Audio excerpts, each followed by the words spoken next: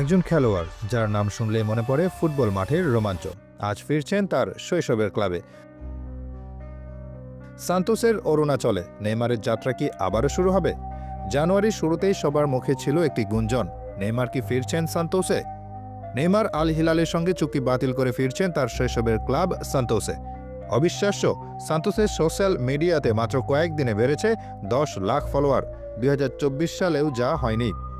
সান্তোসের president Marcelo তিসেরা বলেছেন, এখন তোমার সময় নেইমার, আমাদের ঘরে ফিরে এসো, তোমাকে আমরা ভালোবাসা দিয়ে বরণ করে নেব। ব্রাজিলের ফুটবল কিংবদন্তি পেলের মেয়ে কলি নাসিমেন্তোও বলেন, আমাদের ছেলে ঘরে ফিরছে, বাবা নিশ্চয়ই স্বর্গে বাইসাইকেল কিক মারছেন। কেলির এই পোস্টে নেইমারও ভালোবাসা জানান।